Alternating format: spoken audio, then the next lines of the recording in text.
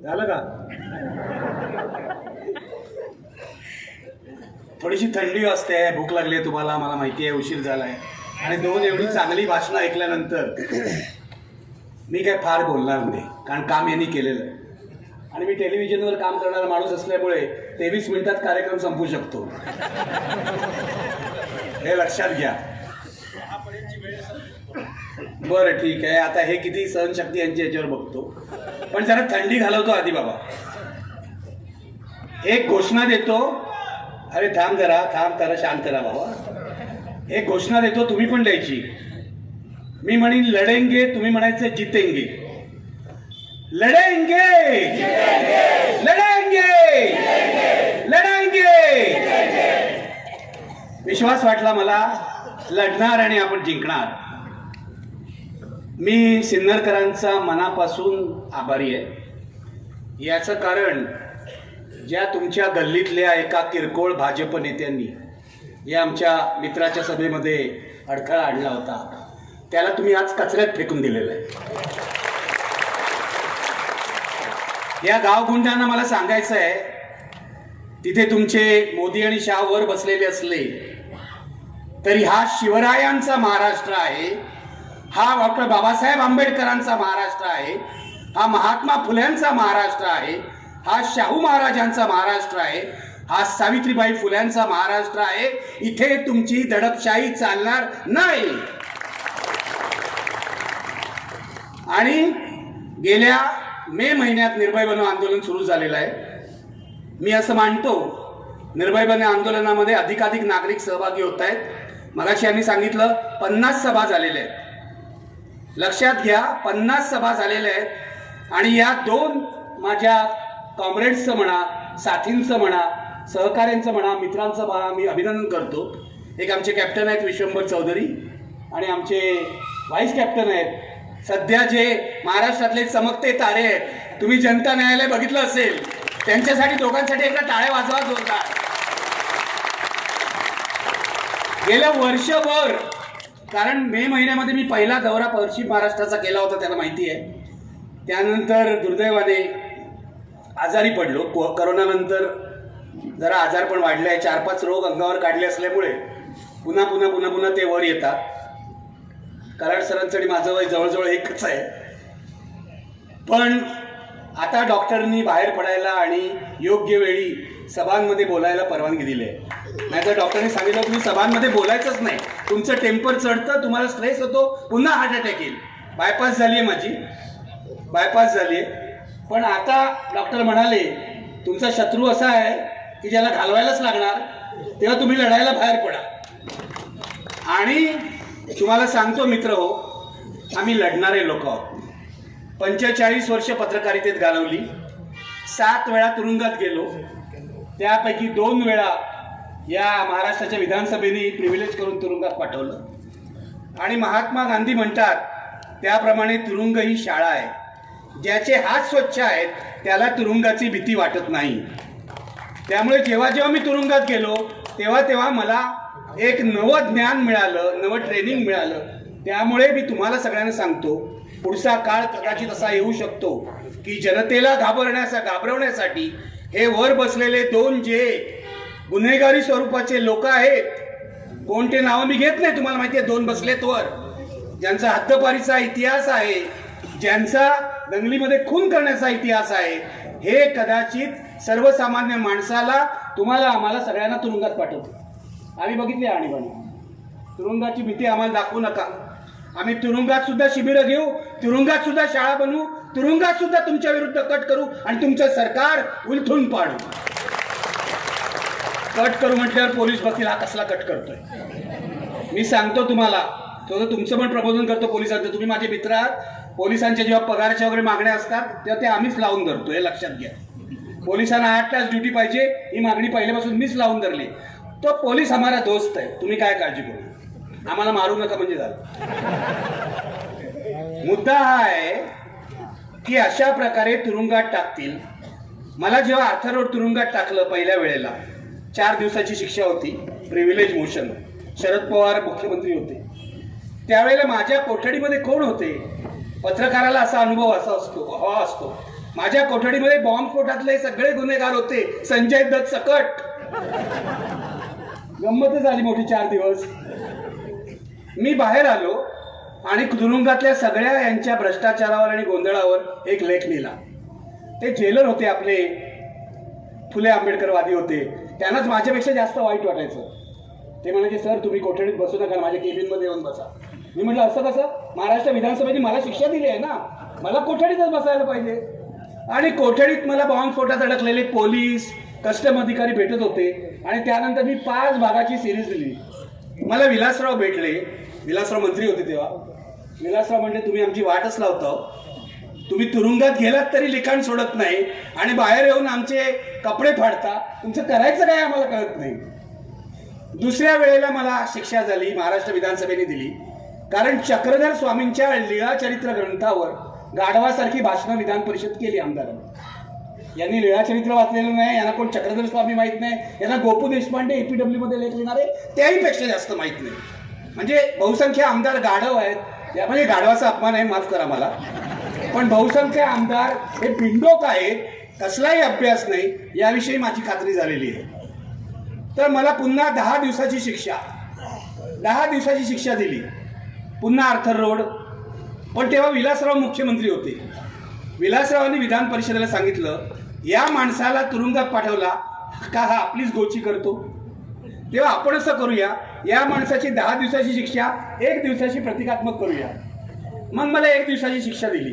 म्हणजे 24 तास राहावं लागतं तुरुंगामध्ये. तेव्हा पण अंडा सेलमध्ये. तेव्हा त्या अंडा सेलमध्ये कोण होतं माहिती आहे? केतन पारेखचं जे प्रकरण झालं होतं तुम्हाला माहिती असेल, केतन पारेख भ्रष्टाचार, त्यातले सगळे लोक. मला तर खजिनाच मिळाला. आणि दुसऱ्या माझ्या बाजूच्या कोठडीमध्ये होते प्रिया राजवंशी नटी, तुम्हाला माहिती असेल, तिचे खुनी देवानंदचे 2 भाचे. आणि तुरुंगातली व्यवस्था मला दिसली. तुरुंगामध्ये तुम्हाला सर्व काही मिळतं, दारू सकट सगळं काही मिळतं. तेव्हा मी सिगरेट ओढायचो. त्या केतन पारेखच्या, म्हणजे तो जो देवानंदचा भाचा होता केतन आनंद, त्याने मला डनहिल सिगरेट दिली बघा.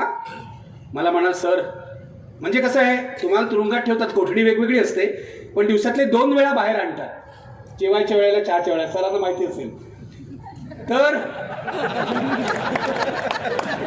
तुरुंगात जाणं काय आपलं सर सवयच आहे आपल्याला. तर ते बाहेर आणतात. त्यांनी मला डनहिल सिगरेट दिली.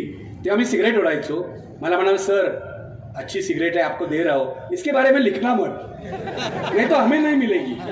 तुरुंगातलं जेवण अत्यंत वाईट, अक्षय कडकडीत चपात्या. त्या चपात्याचं सरपण म्हणून वापरतात, तुम्ही लक्षात घ्या. त्या चपात्या कैदी खात नाहीत. आतमध्ये कोठडीमध्ये सर्व कैद्यांनी धान्याचे डबे आणून ठेवलेले असतात आणि त्या चपात्यांचं सरपण करतात. ही आपली तुरुंग व्यवस्था आहे. आणि ज्यांना घरचा डबा येतो, तो घरचा डबा तुम्हाला लवकर पाहिजे असेल तर त्या हवालदाराला 100 रुपये दिल्याशिवाय तो मिळत नाही. ही तुरुंग व्यवस्था आहे, सडलेली पूर्ण. कुठच्या तुरुंगात तुम्ही आम्हाला घालणार आहात? तुम्ही फक्त आम्हाला फाशीच देऊ शकता, तरच आम्ही नष्ट होऊ. आज इथे येण्याआधी तुम्हाला हा माझा फोन दाखवता, आत्ता मी असिंग दाखवला. गलिच्छ भाषेत धमक्या येत आहेत देवेंद्र फडणवीसांच्या अनुयायांच्या, असिंगना मी दाखवला. इथे येण्याआधी सकाळी निर्भय बनोच्या व्हॉट्सअप ग्रुपवर एक व्हिडिओ आला भारतीय जनता पक्षाच्या स्थानिक कार्यकर्त्यांचा.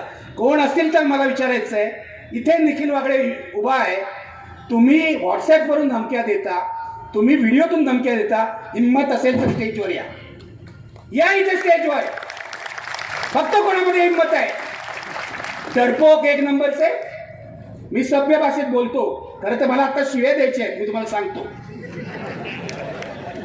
सभ्य भाषेत बोलतो कारण ते माझं ट्रेनिंग आहे, तो माझा फुले आंबेडकरांचा संस्कार आहे. आणि इथे येण्याआधी तुम्ही आम्हाला सांगता, कराड साहेबांनी सांगितलं, रामावर बोलू नका, मोदी शहावर बोलू नका. तुमच्या बापाचं राज्य आहे काय? राज्य आमचं आहे, जनतेचं आहे. राज्य आमच्या बाबासाहेबांनी आम्हाला दिलेलं आहे. आविष्कार स्वातंत्र्याचा अधिकार आम्हाला बाबासाहेबांनी दिलेला आहे. शिक्षणाचा प्रकाश आम्हाला या माणसाने दाखवलेला आहे आणि स्वाभिमान आम्हाला शिवरायांनी शिकवलेला आहे. तुम्ही कुठेतरी तीनपाट लोक कसले तरी झेंडे घेऊन फिरता आणि देवाच्या नावाने धुडगूस घालता. तुम्ही आम्हाला धमक्या देता. आणि आत्ता धमकी दिलेली आहे विचारा विश्वंभरना की तुम्ही जर बाहेर गेलात आणि तुमच्यावर कोणी हल्ला केला आणि तुमच्या जीवाला धोका निर्माण झाला तर आम्ही जबाबदार नाही अशी धमकी दिलेली आहे या भाजपच्या लोकांनी. बरोबर आहे. मी यांना सांगतो आत्ता हिम्मत असेल आम्ही इथे जेवून जाणार. रस्ता पण सांगतो तुम्हाला कुठे जाणार ते. हिम्मत असेल तर हल्ला करून दाखवा. हिम्मत असेल तर हल्ला करून दाखवा. आम्ही अहिंसक माणसं आहोत पण आमची अहिंसा ही दुबळ्याची अहिंसा नाही आहे लक्षात घ्या. स्वतःचं संरक्षण करण्यासाठी कोणाचे हात रोखायचे आणि कोणाचे हात मोडायचे हे आम्हाला माहिती आहे. मी बाबासाहेबांचा अनुयायी आहे. मी गांधीजींचा विचार काही बाबतीत मानतो. सत्य अहिंसा यावर माझा विश्वास आहे. त्यामुळे मी माझ्या पोरावरही कधी हात उचललेला नाही. उगाचच्या उगाच कोणावरही हात उचलणार नाही. अहिंसा हे माझं व्रत आहे, धर्म आहे. पण तुम्ही जर आम्हाला वाटेल तसे वागवणार असाल, शिवीगाळ करणार असाल तर एक दिवस तुमचं तोंड कायमचं बंद केल्याशिवाय आम्ही राहणार नाही एवढंच सांगतो. आणि ह्या लोकांना हा माणूस संत वाङ्मय सांगतो हे कामगार नेते आहेत, हा असीम आमचा लॉयर आहे, यांना तुम्ही धमक्या देता. अरे फुल्ली खरंच मला राग येतो. मी नाही सभ्य, मी तुम्हाला खरंच सांगतो. त्या धिक्कार छोटाला ना सॉरी मला माफ करा, बायका आहे तिथे, मी नाही देत शिव्या. पण तरुण मंडळी आहेत, राग आहे मनामध्ये. हा राग या लोकांनी महाराष्ट्राची वाट लावलेली आहे. या लोकांनी 14 साली आले, त्यांनी आश्वासन दिलं होतं विकासाचं. देशाचा विनाश केलेला आहे लक्षात ठेवा गेल्या 9 वर्षामध्ये. या देशाचे खरे दुश्मन जर कोण असतील तर ते नरेंद्र दामोदर दास मोदी आणि अमित शहा हे आहेत लक्षात घ्या. या देशाचे खरे दुश्मन. कारण सर्व बाबतीत या देशाचा इंडेक्स खाली गेलेला आहे. आविष्कार स्वातंत्र्याच्या बाबतीत, आरोग्याच्या बाबतीत, आर्थिक प्रगतीच्या बाबतीत, सर्व बाबतीमध्ये. आणि पत्रकार मित्र येते आहेत, नमस्कार करतो. कुठे आहेत ते? हा इथे आहेत. नमस्कार करतो. या सगळं तुम्ही माझे व्यवसाय बंधू आहात. पण 45 वर्ष पत्रकारितेत घालवलं, तुमचा काही दोष नाही, त्या तुमच्या हरामखोर मालकांचा दोष आहे. 45 वर्ष पत्रकारितेत घालवल्यावर 10 वर्षापूर्वी आम्हाला मोदींनी आमचा राजीनामा घेतला. माझा, राजदीप सरदेसाईंचा, सिद्धार्थ वरदराजांचा, जे म्हणून मोदी विरोधी पत्रकार आहेत त्याला टिपून राजीनामा घेतला. माझं चॅनल, माझं नेटवर्क 18 3,000 कोटीला विकत घेतलं. कोणी? अंबानीनी. तर माझ्याकडे आले अंबानीचे लोक, तुमचा काय विचार आहे? म्हणजे विचार काय असायचा? जे मी करतोय तेच करणार. तुम्हाला काढून टाकायचं असेल तर काढून टाका. चुकीच्या पद्धतीने काढून टाकलं तर मी कोर्टात जाईल. साधी गोष्ट आहे. सकाळी आले, HR माणूस, नाही सर असं नका करू, आम्ही तुम्हाला 2 वर्षाचा पगार देतो आगाऊ, पण तुम्ही जा इथून. म्हटलं लिहून द्या. संध्याकाळी 5 वाजता माझ्या टेबलावर चेक तयार होता. अंबानीकडून 2 वर्षाचा पगार मी वसूल केला. राजीनामा तर ते घेणारच होते.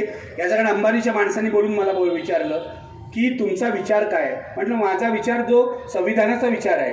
पत्रकाराला विचार काय असतो? संविधानाची चौकट आहे, तोच विचार असतो. सत्य सांगणं हा माझा विचार आहे. मग कसं होणार? कैसा होगा तो आप देखिए. अगर मुझे रखना है तो रखिए, नहीं तो मैं जा रहा हूं घर. आचार्य जावडेकरांचा आदर्श माझ्या समोर आहे. आचार्य जावडेकर नवशक्तीचे संपादक होते. ते सांगायचे संपादकाचा राजीनामा नेहमी संपादकाच्या वरच्या खिशात पाहिजे. माझा असतोच वरच्या खिशात नसला तर मनात असतो. तुम्ही माझ्यावर अन्याय कराल. IBN लोकमतचा मी संपादक झालो तेव्हा माझी एकमेव अट होती, तुम्ही पगार मला किती द्या. मी पगार सुद्धा विचारला नाही. 100% स्वातंत्र्य पाहिजे. 2014 पर्यंत मला 100% स्वातंत्र्य मिळालं. 100 ना 101% यांना विचारा. गरडाची पण हिंमत नव्हती माझ्या पुढे येऊन बोलायची. हे मी अनेकदा इंटरव्ह्यूमध्ये सांगितलंय. गरडा आमचा स्लीपिंग पार्टनर होता. स्लीपिंग पार्टनर म्हणजे कळतंय ना, म्हणजे इन्व्हेस्टिंग पार्टनर होता. इन्व्हेस्टिंग पार्टनर, यांनी भांडवल गुंतवलं होतं. पण गरडा सुद्धा मला सांगू शकत नव्हता, कारण माझ्या पाठीशी राजदीप सरदेसाई उभे होते. आणि त्यांनी मला सांगितलं होतं 9 वाजता जायचं आतमध्ये तू, 9 ते 10 बातम्या, 10 ते 11 आजचा सवाल, 9 ते 11 तुला जे काय तिथे गोंधळ घालायचं तो घाल, बोलायचं ते बोल, 11 वाजता बाहेर आल्यावर बघू काय करायचं. मला कोणीही त्या बाबतीत अडथळा करण्याचा प्रयत्न केला नाही. पण नरेंद्र मोदी राज्यावर आले आणि मला पहिला फोन आला विजय दर्डा यांचा, महाराष्ट्रातले काँग्रेसचे महान खासदार विजय दर्डा, लोकमतचे मालक यांचा. आणि त्यांनी असं सांगितलं की निखिल वागळे, आता आपलं सरकार बदललेलं आहे. आपलं म्हणजे मी म्हटलं सरकार बदललं आहे पण ते मोदींचं आहे, त्यांना त्याच वेळेला ते आपलं वाटत असावं. आम्ही जावडेकरच्या विरोधात एक बातमी दिली होती. प्रकाश जावडेकर माझा समकालीन आहे, दूरदर्शनवर आम्ही काम करत होतो, बरोबर होता. जावडेकरनी 2 फ्लॅट घेतले लवाडी करून सरकारी कोट्यामध्ये, बरोबर आहे, लक्षात आहे. तर इतके निर्लज्ज लोक, अरे संपादकाला डायरेक्ट फोन करतात ऑफिसमध्ये, जावडेकरच्या ऑफिसमधून. जरा काहीतरी काँग्रेसवाल्यांसाठी लबाडी तरी करा ना, दुसऱ्याकडून फोन करायचं ते सुद्धा त्यांच्यामध्ये नाही. काँग्रेसच्या काळात सुद्धा आम्हाला फोन यायचे, पण असे आडून हे डायरेक्ट जावडेकरच्या ऑफिसमधून, हां ती बातमी काढा. अरे बातमी काढायला काय आम्ही तुमच्या घरचे नोकर आहोत का? बातमी लागली आहे, बातमी चालतीये, लोक बघतायत. दर्डाचा कोल घोटाळा झाला, कोळसा घोटाळा, तेव्हा सुद्धा मी सातत्याने किमान 8 ते 10 कार्यक्रम केले किरीट सोमय्याला बोलवून. आणि हे नालायक भाजपवाले मला विचारतात दर्डाच्या कोल घोटाळ्याविरुद्ध तुम्ही नाही केलं. अरे जा आणि अर्काईव्ह पहा. निखिल वागळे सत्य कधीही दडपत नाही. सत्यवचनी रामाचा जर वारसदार असेल ना तर आम्ही आहोत, हे लक्षात घ्या. तुमचे रोज खोटं बोलणारे नरेंद्र मोदी आणि अमित शहा नाही आहेत, खोटारडे 1 नंबरचे. आणि त्यांचा तो महाराष्ट्रातला पिट्टू देवेंद्र फडणवीस बोलणारे मी त्याच्याबद्दल. कारण त्याच माणसाला मी सगळ्यात जास्त स्टुडिओमध्ये जागा दिली होती. मला अधिकार आहे. देवेंद्र फडणवीस आज जो दिसतोय ना तिथे, मुख्यमंत्री झाला, उपमुख्यमंत्री झाला, आणि काय झाला तो 2014 पूर्वी विरोधी पक्ष नेते म्हणून देवेंद्र फडणवीसना सगळ्यात अधिक स्पेस ही निखिल वागळेच्या कार्यक्रमातून मिळाली. सकाळी 9 वाजता फोन दिला, असा 1 तासात येऊन बसायचा. खरं सांगतो तुम्हाला, खोटं नाही बोलत. टेप करा आणि देवेंद्रला ऐकवा खोटं बोलतोय का. आणि लहान आहे माझ्यापेक्षा, वय काय त्याच्या वडिलांपासून माझ्या ओळखी होत्या. वडील बरे होते, खरं म्हणजे खरंच बरे होते हो. हा कसा असा निघाला मला कळत नाही. तर तो तेव्हा मी तुम्हाला खरंच सांगतो, मला काही राग नाही. माझं भाजप नेत्यांची ना खूप दोस्ती आहे. विनय सहस्त्रबुद्धे, गडकरी तर मला नेहमी म्हणतात तुम्ही आणि कुमार केतकरांबद्दल ना मला आदर आहे. म्हटलं का तुम्हाला का आमच्याबद्दल आदर. एकदा मला जेवायला बोलवलं. गडकरींचं जेवण बेस्ट आहे, श्रीखंड पुरी वगैरे सगळं बेस्ट घरामध्ये. मला एकदा जेवायला बोलवणार, तुम्ही आणि कुमार केतकरांबद्दल मला आदर आहे. तर म्हटलं का तुम्हाला आदर आहे आमच्याबद्दल. कारण तुम्ही तुमची भूमिका कधीही सोडत नाही. हे माझे एकेकाळी भाजपवाल्यांचे संबंध होते. प्रमोद महाजनशी माझी दोस्ती होती, गोपीनाथ मुंडेंशी माझी दोस्ती होती. आता हे कोण आहेत, हे कोण आहेत. ती माणसं होती, ही म्हणजे माकडापेक्षा वाईट अवस्था आहे. मी तुम्हाला सत्य सांगतो. पूर्वीच्या काळी भाजपमध्ये माणसं होती, आता आहेत विकृत विषारी प्रवृत्ती. खरंच सांगतो तुम्हाला, माझी आणि सर्व पक्षातल्या लोकांची मैत्री आहे. पत्रकार म्हणून ठेवावीच लागते ना. परवा मला एका भाजप नेत्याचा फोन आला राम मंदिर झाल्याच्या दुसऱ्या दिवशी. इनफॅक्ट मीच त्यांना सकाळी फोन केला, तो मिस केला, त्यांनी म्हणून फोन केला. माझा जुना मित्र आहे. एकदा प्रमोद महाजननी माझ्यावर डिफेमेशनची केस घातली, तेव्हा त्या केसमध्ये हा ज्युनियर वकील होता. तेव्हापासून तो मला ओळखतो, जुना मित्र आहे माझा. तर मी त्यांना फोन केला, म्हटलं नाव सांगत नाही, माफ करा मला, मित्र आहे आपला, उद्या सुधारेल अशी खात्री आहे मला. मी म्हटलं आता राम मंदिर झालं ना, आता उगाच गोंधळ घालू नका, आता शांत राहा. तुमची इच्छा पूर्ण झाली ना, बहुसंख्य हिंदूंना आनंद झाला ना, मग आता दंगली बिंगली करू नका. ते मीरा रोडला जे चाललंय ते थांबवा, एवढंच सांगायला मी फोन केला. मग गप्पा झाल्या, हे झालं ते झालं, आणि याच्यातला एकही शब्द खोटा नाही. त्यांनी मला सांगितलं निखिल तुम्ही ना एकदा अमित शहाला भेटलं पाहिजे. मी म्हटलं माझी काय हरकत नाही. मी मनात म्हटलं पत्रकार आहे, कुणालाही भेटू शकतो. दाऊद इब्राहिमला भेटू शकतो, तर अमित शहाला का नाही भेटू शकतो. भेटू शकतो ना. पत्रकाराला कुठेही बंदी असता कामा नये. पत्रकारांनी कोणाला भेटावं. अमित शहानं वेगळा माणूस आहे, वेगळा माणूस. आता मला वेगळा माणूस म्हणजे काय मला कळत नाही. आम्हाला जे दिसतं त्यापेक्षा तो वेगळा असेल तर याला दिव्य दृष्टी असेल. म्हटलं ठीक आहे, मी भेटायला काहीच हरकत नाही. नरेंद्र मोदींना सुद्धा मला भेटायला हरकत नाही, मी पत्रकार आहे. पण नरेंद्र मोदींनी एवढी हिंमत दाखवली पाहिजे की मला मुलाखत द्यायची आणि माझ्या प्रश्नांना उत्तर द्यायचं. माझं जाहीर आव्हान आहे नरेंद्र मोदींना, तुमच्यामध्ये हिंमत असेल तर निखिल वागळेला मुलाखत द्या किंवा रवीश कुमारला मुलाखत द्या. निखिल वागळे जाऊ दे, रवीश कुमारला मुलाखत द्या. पण नरेंद्र मोदी इतके डरपोक आहे की 2014 साली सत्तेवर आल्यावर पहिली गोष्ट त्यांनी काय केली तर अंबानीशी हातमिळवणी करून 3,000 कोटी रुपये आमच्या मालकाला देऊन आम्हाला सगळ्यांना नोकरीवरून काढून टाकलं. याचं कारण आम्ही जर राहिलो असतो, मी राजीव सरदेसाई किंवा इतर लोक, सागरिका घोष आणि इतर लोक, तर आम्ही यांचे वाभाडे काढले असते. 10 वर्ष निखिल वागळे नरेंद्र मोदींमुळे मेनस्ट्रीम मीडियाच्या बाहेर आहे, लक्षात घ्या. 10 वर्ष झाली आज, बरोबर 2014 ते त्याआधी 8 वर्ष आम्ही IBN लोकमत कसं चालवलं तुम्हाला माहिती आहे. कोणाला स्पेअर केलं नाही. अरे हे जे आहेत ना लोक, केशव वगैरे उपाध्ये, याला मी बनवलंय प्रवक्ता. एक दिवस गोपीनाथ मुंडे माझ्या कार्यक्रमात होणार होते. तर आता 9 वाजता गोपीनाथ मुंडेंचा 7 वाजल्यानंतर मोठा प्रॉब्लेम असायचा, तेव्हा ते 9 वाजता येणार की नाही, चुकीचा अर्थ काढू नका मी सांगतोय. तर ते 9 वाजता येणार की नाही याचं टेन्शन मला. मी आमचा गणेश मोरे होता गेस्ट कोऑर्डिनेटर, त्याला पळवतोय, अरे ते गोपीनाथजी कुठे काय गेले बघ. मी दिल्लीच्या माणसाला पळवतोय, गोपीनाथ कुठे आहेत बघ. तर गोपीनाथ मुंडे 8:30ला येणार नाही असं कळलं. त्यांचा मेसेज आला मला.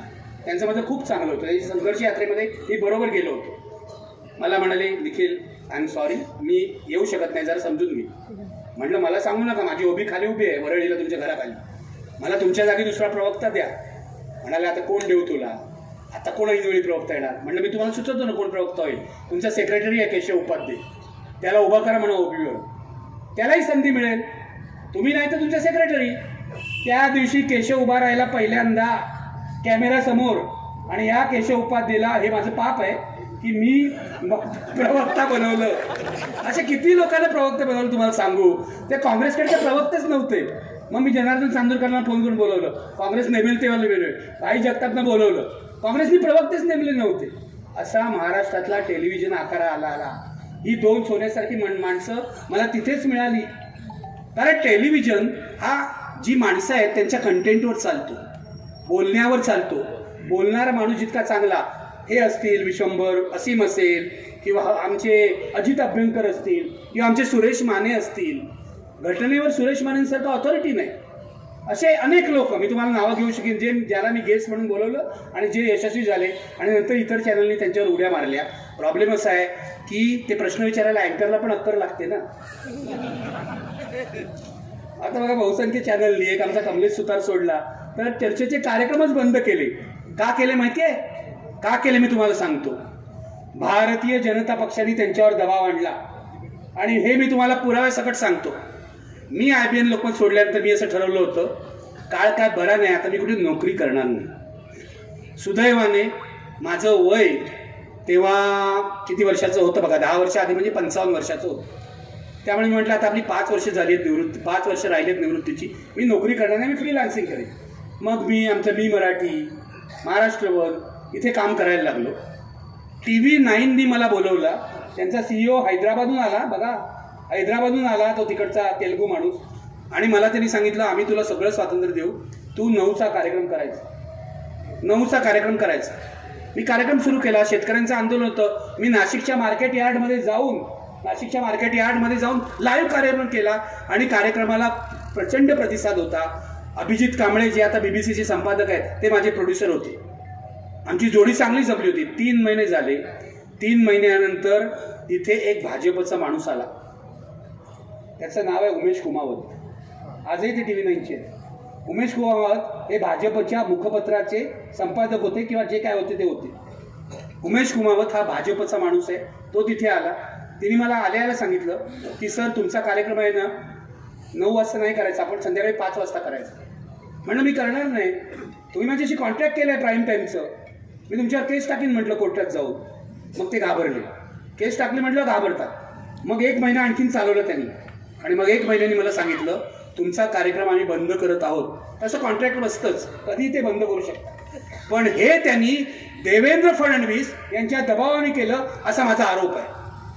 ज्या देवेंद्र फडणवीसला माझ्या स्टुडिओत बोलवून मी स्पेस दिली विरोधी पक्ष म्हणून, त्यांनी पत्रकारांचे गळे घोटण्याचं काम केलं. पत्रकारांना सर्व मर्यादा पुरवणं, सर्व म्हणजे काय ते मी आता जास्त सांगत नाही. पत्रकारांना दिवाळीला मोठमोठे गिफ्ट्स देणं, पत्रकारांना दर महिन्याच्या 1 तारखेला पाकिटं देणं, हे सगळे प्रकार भाजपचे नेते करतायत आणि याच्यामध्ये काला म्हणा केस माझ्यावर डिफेमेशनची, मी ठामपणे सांगतो याच्यामध्ये देवेंद्र फडणवीस सुद्धा सामील आहे. वर्षा बंगल्यावर देवेंद्र फडणवीस 14 ते 19 मुख्यमंत्री असताना पत्रकारांचा एक गट होता जे देवेंद्र फडणवीसची चमचेगिरी करायची. आता मी नावं पण घेऊ शकतो पण जाऊ दे, कशाला काय पत्रकार बरोबर नाव नको ना घ्यायला, कोणतरी आपल्या तिथे अडकतील. प्रेम करतो तुमच्यावर, लक्षात ठेवा. त्या पत्रकारांच्या गटाला लष्करे देवेंद्र असं आम्ही म्हणायचो, बरोबर आहे, लष्करे देवेंद्र. कारण देवेंद्र फडणवीस चमचेगिरी, त्याच्याच बातम्या लावा, त्याच्याच बातम्या प्लॅन्टिंग करा, हेच धंदे यांनी केले. माझा एक मित्र त्यांच्या ऑफिसमध्ये होता, त्याचे 3-4 OSD माझे चांगले ओळखीचे आहेत आणि एक OSD तर खूपच माझ्या एका डॉक्टर मित्राचा मुलगा आहे, त्यामुळे तो होता. यांच्या ऑफिसमध्ये काय चाललंय ना मला पूर्ण करायचं. देवेंद्र फडणवीसला मी एवढी स्पेस दिल्यामुळे जेव्हा मुख्यमंत्री झालाय 14 साली, तेव्हा त्यांनी पहिली मुलाखत मला दिली. कॅश न्यूज म्हणून इंग्लिश चॅनल होतं, वेब पोर्टल, त्याला. तर हे माझे देवेंद्र फडणवीसशी संबंध. सांगण्याचा मुद्दा असा मित्र हो तुम्हाला की हा एकेकाळी बरा असलेला माणूस, एकेकाळी तत्वांशी काहीतरी थोडीशी बांधिलकी असं दाखवणारा माणूस आता पूर्णपणे खलनायक झालेला आहे. सत्तेचा माज, सत्तेची चटक, सत्तेसाठी वाटेल ते. देवेंद्र फडणवीस ही अधपतनाची, राजकीय अधपतनाची सगळ्यात खालची पायरी आहे, लक्षात. मी तुम्हाला आवाहन करतो की या माणसाला महाराष्ट्राच्या राजकारणातून हद्दपार करा. याचं कारण माझा राग नाही त्यांच्यावर, उद्या कुठेतरी जाऊन पापक्षालन करेल तर बरं होईल, पण इतका घाणेरडा माणूस मी 14 नंतर दुसरा बघितला नाही. अरे तू 14 ते 19 होताच ना मुख्यमंत्री. मंत्र्यांना काय अधिकार नाही, मोदी स्टाईल, पूर्ण मोदी स्टाईल त्याचं काम होतं. मंत्र्यांना काय अधिकार नाही, मीच सगळं चालवतो. मंत्री नुसते बसून हा हा हो, माझं मुलाखत जाऊन बघा. रात्री काय करतात ते आता मी काय बोलू, पण ते जाऊ दे. त्यांचं रात्रीचं काय, हुडी घालून कुठे जायचे आपल्याला माहिती नाही, त्याच्याविषयी आपल्याला काय संबंध नाही. पण मुळामध्ये 19 साली जेव्हा उद्धव ठाकरेंनी, मी शिवसेनेचा टीका करत होतो, तुम्हाला सगळ्यांना माहिती आहे. बाळासाहेब ठाकरेंशी मोठा संघर्ष मी केलेला आहे, शिवसेनेचे हल्ले पचवलेले आहेत. पण उद्धव ठाकरेंना अमित शहानी फसवलं हे मी तुम्हाला स्पष्टपणे सांगतो. आणि हे केवळ उद्धव ठाकरेंनी मला नाही सांगितलं, मी असा विश्वास नाही ठेवत, मी माझ्या सर्व सोर्सेसकडून कन्फर्म केलेला आहे. उद्धव ठाकरेंना अमित शहानी 50-50 करू, म्हणजे 2.5 वर्ष तुम्हाला 2.5 वर्ष मला असं आश्वासन दिलं होतं. आणि अमित शहानी असंही सांगितलं होतं मंत्रिमंडळामध्ये सुद्धा 50-50% प्रतिनिधित्व असेल. हे भाजपवाले खोटारडे, जन्मतः खोटारडे, कारण यांची मातृसंघटना खोटारडी. 25 सालपासून इतिहास बघा या संघाचा, खोटं बोलण्याचाच इतिहास आहे, दादांत खोटं बोलण्याचा. हे सगळे नथुरामचे वंशज आहेत, तो बाकी काही नाही यांचं, राम वगैरे काही नाही, पूर्ण नथुरामचे वंशज आहे. मी तुम्हाला सांगतो, तुमची जर सत्ता आली, काँग्रेसवाले कोणी असतील किंवा राष्ट्रवादी किंवा वंचितचं तर मला अभिनंदन करायला पाहिजे. तुम्ही पण आलात महाविकास आघाडीत, मला खूपच आनंद झाला. प्रकाश आंबेडकर आणि त्यांचं कुटुंब हा माझ्या आत्मीयतेचा विषय आहे. मी अनेक वेळा राजगृहावर गेलो आहे, मला सुजात माहिती आहे, मला अंजलीताई माहिती आहेत, मला माझे वैयक्तिक संबंध आहेत. पण आता पत्रकार म्हणून टीका तर करावी लागते ना. पण आले महाविकास आघाडी, आणि आज महाराष्ट्रामध्ये महाविकास आघाडी सर्वात कणखर बनलेली आहे, लक्षात घ्या. काँग्रेस, शरद पवार, उद्धव ठाकरे, वंचित, हे कॉम्बिनेशन अनबिटेबल आहे, अनबिटेबल आहे. आणि कमी हे आहेत CPI CPM वगैरे, बाकी सगळे आमचे कपिल पाटील वगैरे आहेत. कपिल पाटीलनी तर तिथे नितीश कुमार सोडून गेले BJP मध्ये, पण आमचा कपिल पाटील महाविकास बरोबरच राहिलेला आहे, त्याचा स्वतंत्र झेंडा तरी लावलेला आहे. हे सगळे मिळून महाराष्ट्रामध्ये 47% मतं होतात, 47%. आणि भाजप आणि त्यांचे ते शिंदे आणि अजितदादा मिळून 40%च्या वर जात नाही. आणि शिंदेजी तर खालीच जाणार आहे. आज माझ्याकडून लिहून घ्या, हे भाजपवाले इतके बेकार, कुंची, कृतघ्न आणि गलिच्छ आहेत की उद्या ते शिंदेना आणि अजितदादांना सुद्धा कचऱ्याच्या पेटीत टाकतील. लिहून घ्या माझ्याकडे. 45 वर्षाचा राजकारणाचा अनुभव आहे म्हणून बोलतोय. शरद पवारांवर मी खूप टीका केली, पण महाराष्ट्रात शरद पवारांच्या प्रगल्भतेचा दुसरा नेता नाही. मी टीका केली आहे खूप शरद पवारांवर, पण कधीही पवारांना फोन केला, पवार साहेबांना फोन केला तर ते कधीही भेट नाकारत नाहीत. वागळे तुम्ही माझ्यावर असं का लिहिलं हे असं विचारत नाहीत. हा सभ्यपणा आहे, हा सभ्यपणा आहे. उद्धव ठाकरे तर आता सत्ता गेल्यानंतर तर खूपच बदलले. मागे मी त्यांच्यावर टीका केली होती की उद्धव माझी दोघांची दोस्ती आहे, बाळासाहेबांचं माझं वेगळं नातं होतं, उद्धवची दोस्ती राजची दोस्ती, त्यामुळे दोन्ही घरात मी जातो. मला कोणी बंदी नाही करू शकत अशी.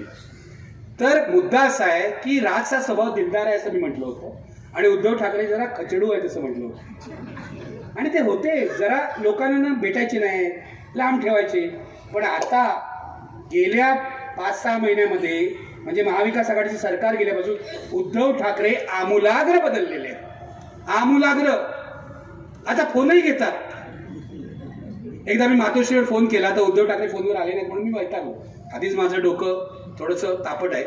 तर मी त्या ऑपरेटरला म्हटलं, हो तुम्ही असे फोन न घेतल्यामुळे सत्ता गेली आहे, तर आता तरी फोन घ्या. तर तो ऑपरेटर काय मला म्हणतो माहिती आहे, साहेब हे फक्त तुम्हीच त्याला सांगू शकाल, तुम्हीच सांगा.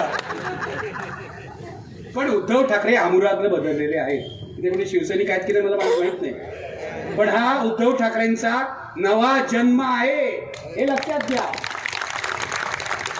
आणि मी उद्धव ठाकरेंचा पूर्ण समर्थन अशासाठी करतो की आज लढाई उद्धव ठाकरे विरुद्ध भाजपशी नाहीये, आज लढाई लोकशाही विरुद्ध हुकुमशाही अशी आहे.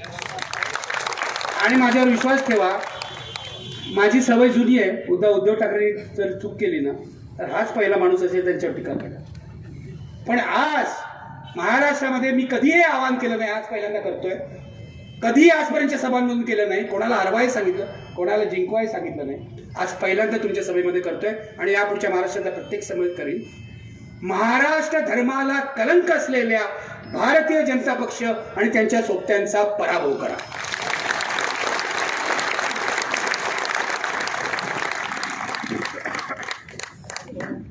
महाराष्ट्र मेला तरी राष्ट्र मेले, महाराष्ट्राविना राष्ट्र गाडा कसा चाले. हे कोणाचं आहे माहितीये? सेनापती बापटांचं आहे. महाराष्ट्र मेला तरी राष्ट्र मेले, महाराष्ट्राविना राष्ट्र गाडा कसा चाले. मित्रो, ही लढाई मोदी शहा विरुद्ध बाकी सगळे नाही. ही लढाई मोदी शहा आणि त्यांचे फडणवीसांसारखे गुलाम विरुद्ध महाराष्ट्र ही आहे. या सगळ्या महात्म्यांना साक्षी ठेवून आपल्याला हे ठरवायला पाहिजे की कोणत्याही परिस्थितीत जीव गेला तरी महाराष्ट्र धर्माचं आपण रक्षण करायला पाहिजे. कोणत्याही परिस्थितीत. इथे तरुण मुलांना मी सांगतोय, तुमच्यामध्ये रक्त सळसळत असेल ना तर जागे व्हा. हे भाजपची जी आहेत ना अशी धमक्या देणारी, त्यांचं तर मी खिचगंटीतच ठेवत नाही. पण मी त्यांना आवाहन करतो, तुम्हाला जर तुमची कुटुंब सुरक्षित पाहिजे असतील पुढच्या काळामध्ये, नाहीतर हे